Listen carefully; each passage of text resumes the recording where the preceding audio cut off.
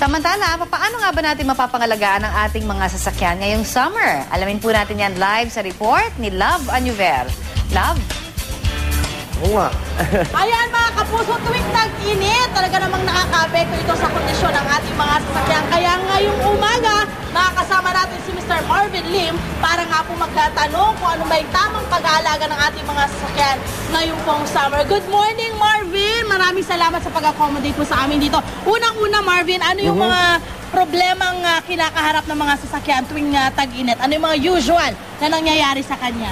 So ngayon, kasi yun nga, mainit na mainit ngayon sa panahon natin, kadalasan nangyayari dyan ay yung pag-overheat ng makina. Okay. Ang pag-overheat ng makina ay napakadelikado para sa buhay ng kotse.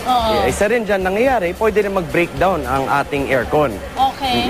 So ano yung mga dapat tandaan ng ating mga kapuso para yung mga ito, yung overheat, yung pag-breakdown ng aircon ay maiwasan at maging maayos ang kondisyon ng kanilang mga sasakyan? So unang-una, dapat natin po malaman na kung sundan po natin ang tamang schedule natin, malalaman po natin yung tamang schedule ng maintenance, nandito po yan, nasa service manual po natin sa loob ng sasakyan.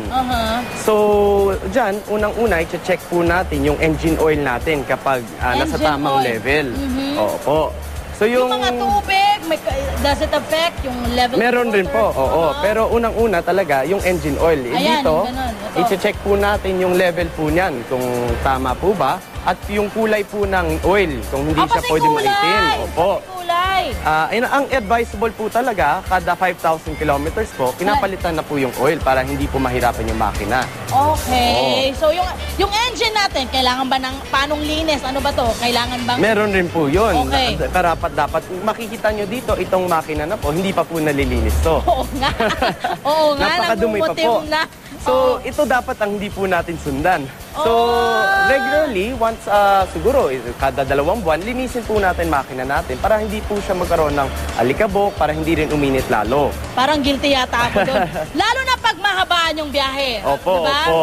So, ang kailangan rin po natin pala gawin ay i-check po natin, napaka-importante po ito, yung coolant. Ang engine coolant. Engine coolant. Anong gagawin dun sa dapat po coolant? siguraduhin po natin na nasa tamang level po yung coolant natin. Huwag sobrang baba, huwag rin sobrang puno.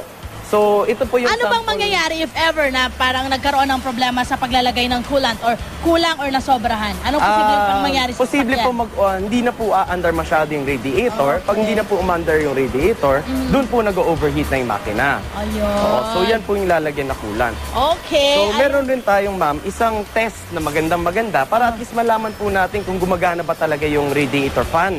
Radiator fan. Oo, so yung radiator fan po natin, sa gitna po yan. So, ayan, ito yung papel, ano? O sige, anong gagawin tayo ng niya? papel at ilagay po natin sa harapan po ng kotse. Okay.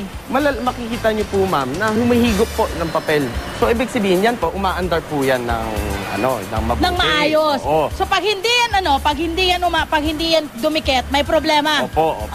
Okay, maraming So, salamat. Napakaganda naman ng tip na yun, mga kapuso. Mga tip na yun para yung ating mga sasakyan, talaga namang hindi mawarak at maging kapakinabang ngayong summer. At syempre pa, para mas maalagaan nyo pa po ang buhay ng inyong mga makina ng sasakyan at maging maayos po ang inyong pagbiyahe ngayong summer. Yan muna ang aming update mula dito sa Quezon City. Balik ko tayo sa studio. Maraming salamat, Love Anuver.